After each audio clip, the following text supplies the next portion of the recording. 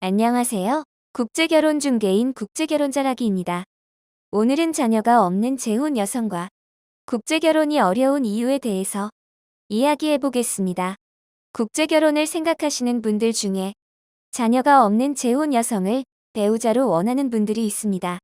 본인이 생각하기에도 초혼과 국제결혼은 쉽지 않을 것 같고, 그렇다고 자녀가 있는 재혼 여성과 국제결혼을 하려니 여성의 전 남편과 여성 사이에 태어난 자녀에 대한 부담이 싫은 분들이 자녀가 없는 재혼 여성과 국제결혼을 생각하는 경우가 많습니다. 이분들이 중개인을 만나 국제결혼에 관한 상담을 하면 저처럼 자녀가 없는 재혼 여성과 국제결혼은 쉽지 않다고 말하는 중개인이 있을 것이고, 가능하니 나만 믿고 걱정하지 말라는 중개인도 있을 것입니다. 걱정하지 말라는 중개인의 말이 100% 거짓말은 아니지만 현실에서는 어렵습니다. 그래서 어제 그래, 자녀 없는 재혼 여성과 국제결혼은 어렵다고 말씀을 드렸습니다. 오늘은 왜 어려운지 이유를 설명드리겠습니다. 여러분은 베트남 현지에서 국제결혼을 원하는 여성들 중에서 재혼이지만 자녀를 출산한 적이 없는 여성이 얼마나 된다고 생각하시나요? 많을까요? 아닙니다. 적은 정도가 아니라 거의 없습니다. 여러분도 생각을 해보시기 바랍니다. 정상적으로 결혼을 했으면 자녀가 태어나는 것이 정상입니다.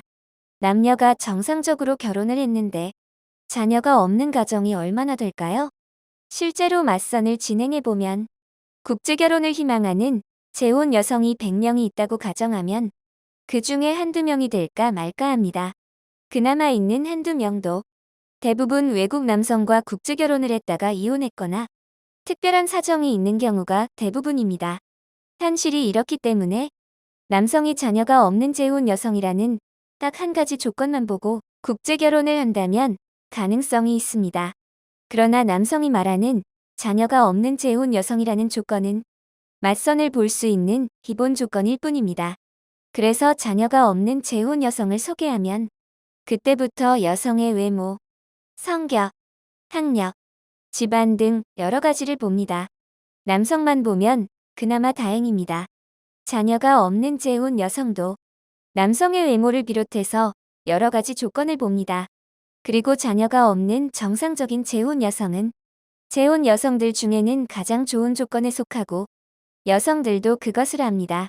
그래서 그 여성들은 일반 재혼 여성들보다 더 까다롭습니다. 이렇게 남녀가 서로에 대한 조건을 따지다 보면 자녀가 없는 재혼 여성의 숫자가 적기에 성사될 확률은 거의 없다고 보셔도 됩니다. 그러다 보면 미혼모가 초혼으로 둔갑하기도 합니다. 전에 어떤 분이 제 이야기를 듣고 1% 확률만 있어도 진행해서 성사시켜야 능력 있는 중개인이 아니냐고 하시더군요. 요즘 국제결혼은 맞선 여행 국제결혼이 대부분이고 맞선 여행은 성사가 되어야만 이익이 발생합니다. 이런 상황에서 1%의 확률을 보고 진행하는 중개인은 어떤 중개인일까요? 그 중개인이 누구를 위해서 일할까요? 스스로 생각해 보시기 바랍니다.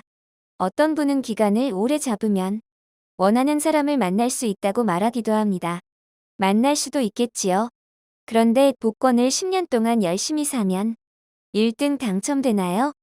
확률은 확률일 뿐일 수도 있겠지만 확률을 무시할 수도 없는 것입니다.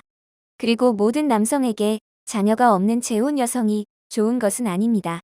자녀가 없는 재혼 여성의 경우 남성의 상황에 따라서 큰 부담이 될 수 있습니다. 상담을 잘하고 진행을 잘하면 자녀가 있는 여성의 경우도 전 남편과 사이에서 태어난 자녀에 대한 양육 부담을 피해갈 수 있는 방법도 있으니 중개인에게 물어보면 될 것입니다. 국제결혼에 관한 궁금하신 점은 010-9338-9111 2번으로 문의를 주시기 바랍니다. 감사합니다.